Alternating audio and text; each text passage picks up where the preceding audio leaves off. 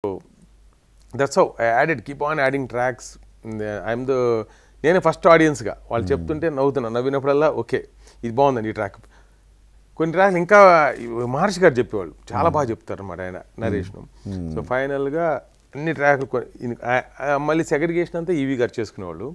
So నేను ముందు develop అయినప్పుడల్లా ఆయనకు పోయిన నాకు చెప్పించేవాళ్ళు, సార్ భలే ఉంది సార్ ఈ ట్రాక్ అని ఏదైతే ఎక్సైట్ అయ్యానో అవన్నీ కలిపేసి ఇంకా క్లైమాక్స్ వచ్చి ఎలా చేస్తారు సార్ అన్న, ఆయన చేస్తలేవా అన్నారు. ఇలా ప్యారడీ సాంగులతో ఆయన నిజంగా ఆయన బ్రిలియంట్గా క్లోజ్ చేశారు. 12 minutes ఉంటుంది సాంగ్. 12 minutes. అప్పటికి ఇంకో 1 minute కట్ చేశా. ప్రీవ్యూ చూసినాక ఎవరో ఇంత పెద్ద సాంగ్ అవును జనాలు, సరే సార్ ఒకరు చాలా ఇలా అంటున్నారంటే సరే ఒక 2 సాంగ్ నీకు నచ్చింది తీసేవా అన్నారు. ఒక 2 బీట్లో మనం 3 బీట్లు తీసేసాం. సో అలాగా ఆల్ క్రెడిట్ సినిమాకి వరకు యూనో నా ఇన్పుట్స్ ఉపకారం చేసినా కానీ ఈవీ గారండి. లక్కీగా he gave me that discussion scope ఇచ్చింది. ఎందుకంటే సరే ఏదో వచ్చాడు కొత్తవాడు చేసుకోవాలనుకుంటున్నాడు సినిమా వాడు చేసి పెడదాంలే, ఇందులో ఇంకా హీరో సెంట్రిక్ కాదు, ఎవరి మీద డిపెండ్ అవ్వదు, ఆయన డబ్బులు ఆయన వైజాగ్లో తీద్దాం గోవాలో తీద్దాం అన్నాడు. సార్ నేను బాగా ఆలోచించి సార్ ఆ రోజు చూసిందే కదా సార్ ఈ బ్యాక్గ్రౌండ్ ఇంకెక్కడన్నా థాయిలాండ్లో మొత్తం సినిమా, అరే ఎక్స్పెన్సివ్ అవుతుంది కదా అంటే అది నేను ఇస్తాను సార్ ఎక్స్ట్రా ఎక్స్పెన్సివ్ మీరే కాదు. అలాగా ఎవ్రీ టైం నాకు ఆయనకి బాగా సరదాగా ఉండేది. శ్రీధర్ నేను ఇలా కోరికలు కోరుతుంటే కొన్ని యాక్సెప్ట్ చేసేవాడు, కొన్ని పక్కన పెట్టేసేవాడు. సో ఖర్చు ఎక్కువ కావాలని ఖర్చు ఎక్కువ చేసేయండి సార్ అంటుండేవాడిని. ఎవ్రీథింగ్ థాయిలాండ్లో కూడా అప్పుడు దాకా ఓన్లీ ఫ్రీ లొకేషన్స్తో సినిమాలు తీస్తే సార్ ఒక్క సినిమా ఫ్రీ లొకేషన్లో పెట్టబాకండి, ఎక్కడైనా పే చేసి ఎగ్జాటిక్ లొకేషన్లోని సినిమా తీద్దామని చెప్తే ఆయన పాపం మరి నువ్వే ఖర్చు పెంచుతున్నావు దీనికి మార్కెట్ లేదన్నా తీద్దాం సార్ ఒక సినిమా బాగా తీద్దాం అంటే పాపం సరే ఆ ₹1 ఇస్తే ఆయన ₹10 వాల్యూ తీసుకొచ్చేవాడు సినిమాకి. ఆయన శ్రీధర్ ఇక్కడ పజేరోలు పెట్టాలి మనం ఇప్పుడు ఒక ఫ్యాక్షన్ సినిమా బ్యాక్ డ్రాప్ అంటే సరే సార్ అన్న, మళ్ళీ కాసేపు పజేరోలు సార్ బోట్లు పెడదాం సార్ అన్న. ఖర్చు అదే కదా సార్ కావాల్సింది ఇప్పుడు సినిమాకి మనకి ఎట్లా హీరోలు ఎవరు లేనప్పుడు కొద్దిగా బిల్డప్ కోసం ఉంటుంది.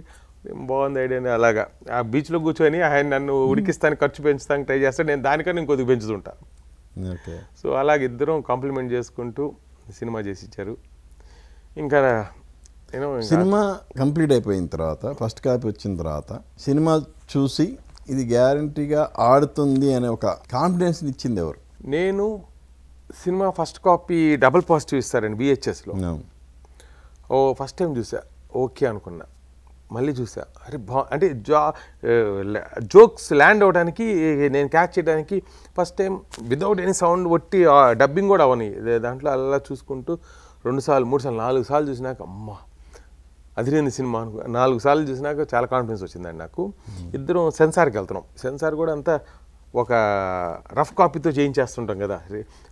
సో ఆయన పండగ రిలీజ్ చేయాలని పండగకి నాకేమో ఏంటి సార్ పండగలు వచ్చి పెద్ద సినిమాలు తింటే హీరో లేడు, మీరేమో మార్కెట్ మనకి అంతకుముందు సినిమాలు బాగలేదు, నేను కొత్త ప్రొడ్యూసర్ వదిలేండి సార్ ఒక 1 వీక్ ఆగేద్దాం మంచి సినిమా ఎప్పుడైనా ఆడుద్దని ఒక చిన్న తెలియనితనం.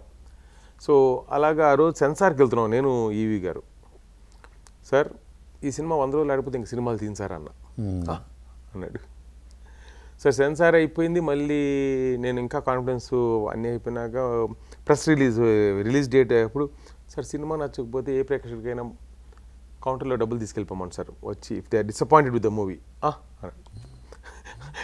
ఇలాంటివన్నీ ఒక చిన్న కాన్ఫిడెన్స్ ఓవర్ కాన్ఫిడెన్స్తో నేను యాక్ట్ చేయడం జరిగింది. అవన్నీ నిజాలు అవ్వటం అదే చెప్తున్నా కదా, what ever we wish honestly it will happen అనేది. ఇది 100 రోజులు నా biggest goal in life is to make a silver Jubilee movie అండి. నాట్ నెంబర్స్ డబ్బులు కాదు, సిల్వర్ జూబ్లీ ఒక థియేటర్లో ఆడాలి. అలాంటి సినిమా తీసిన రోజు నేను ఎందుకు వచ్చానే దానికి ఒక సార్థకం ఉంటుందని అనుకున్నా. ఫస్ట్ మూవీతో అన్నీ నెరవేరింది. But the travel also gave me so much struggle stress. ఇంకా ఆనెస్ట్లీ ఆ స్ట్రెస్కి డయాబెటీస్ కూడా వచ్చింది ఒక ఏజ్లోనే అప్పుడే, just because I worked on the promoting the movie to make it what it is today. ఈరోజు people come and say I've seen your movie 30 సార్లు చూసిన వాళ్ళు అన్నోళ్ళు విన్నాను, 70 సార్లు చూసా అన్నోళ్ళు ఉన్నాను, ఒక DVD అరిగిపోయింది కొత్తగా కొనుక్కున్నాం అంత ఇష్టం అన్న చెప్ప. ఇంకా దానికన్నా మించిన కాంప్లిమెంట్స్ ఇంకా చాలా అనుకున్నా. So that's how this movie was made. ఆ కాన్ఫిడెన్స్ అంతా ఆయనకే అండి. నేను ఓన్లీ ఉప్పు కారం చూసుకుంటూ ఇది బాగుంది ఇది బాగాలేదు, ఈవెన్ ఎడిట్ అయిపోయినా కూడా ఓపెనింగ్ ప్రొలాగ్లో కూడా ఆయన ఒక రైటప్ రాయిపించారు బ్యాంకాక్ గురించి. నేను చూసా, సార్ దీనికి ఆడియన్స్ అంటే కొద్దిగా డబుల్ మీనింగ్ రాయిపించారు ఓపెనింగ్. సార్ సినిమా మొత్తం డబుల్ మీనింగ్, ఓపెనింగ్ కొద్దిగా హాల్లో కూర్చొని సార్ జనాల్ని మంచి మాటలు చెప్పి కూర్చోబెడదా అని చెప్పి నేను మళ్ళీ రైటర్ నీ దగ్గర నువ్వే రాయించుకోవాలంటే మళ్ళీ నేను రాయిపించుకొని ఓపెనింగ్ ప్రొలాగ్ కూడా రాయిపించా. ఇదంతా అయిపోయినాక సినిమా బయటికి వచ్చే టైటిల్ కూడా ఒకరోజు సినిమా కథ అంతా టేకాఫ్ అయిపోతున్నప్పుడు 1 o'clock 2 o'clock ఫోన్ చేశా ఈవీ గారికి. నాకు నిద్ర, సార్ సినిమా టైటిల్ ఎవడి గోల వాడిది అన్న. ఏం బాగుందా అన్నాడు. బాగుంది సార్. సరే ఫిక్స్ అవుతావు, సరే ఫిక్స్ చేసుకోపో. ఆయన నీదే కానీ నీకు అలాగా పాప అలా అంత ఎక్సైట్మెంట్లో ఉండేది. నా ఫస్ట్ మూవీ కదా, అర్ధరాత్రి 1 o'clock 2 o'clock మనకు నిద్ర రాదు, నేను 2కి పనుకుంటా. మీరు ప్రశ్న కూడా మామూలుగా వదిలిపెట్టలేదుగా.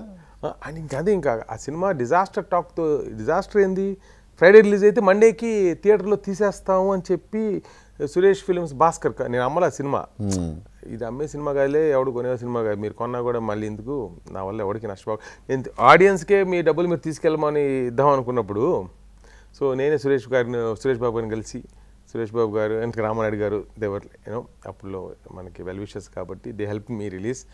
అండ్ ఆనెస్ట్లీ పాపం భాస్కర్ అని జనరల్ మేనేజర్ వచ్చి సండే సార్ మండేకి కూడా ఉంటుందో లేదు సార్ సినిమా కలెక్షన్ 10%, అంతే నాకు ఫ్యూజులు ఎగిరిపోయినాయి. ఒక 5 days అసలు మాట లేదు.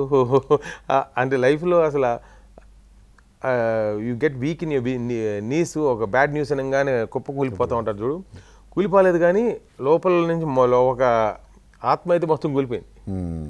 So all thanks to revive అవడానికి, తర్వాత పబ్లిసిటీ చేయడానికి ద బిగ్గెస్ట్ స్ట్రెంగ్త్ వాజ్ డివి నరసరాజు గారండి. ఆయన phone call made me wake up, మళ్ళీ రీగ్రూప్ అయ్యి మీరు అన్నట్టు మీడియా సపోర్ట్ లక్కీలీ, సరే కుర్రోడ్లాగా ఉన్నాడు అనేది సపోర్ట్ చేశారు. వాట్ ఎవర్ వాళ్ళు నమ్మి సపోర్ట్ చేశారో సరే, ఎందుకు చేశారో నాకు తెలియదు. బట్ టుడే ఇట్స్ మీడియా వల్లే ఆ సినిమాకి రావాల్సిన గుర్తింపు వచ్చింది. Today people are enjoying multiple times. అంటే వీఆర్కి సో మచ్ క్రెడిట్. నేను ఈ గారి కన్నా మీడియాకి ఇవ్వాల్సి వస్తుంది ఇప్పుడు. నేను ప్రయత్నం చేశా కానీ దాన్ని జనాలు పక్కన పెట్టకుండా they gave me a shot, ఒక ఛాన్స్ ఇద్దాం, కుర్రోడు ఏదో మాట్లాడుతున్నాడని ఇచ్చారండి. So that's how we arrived.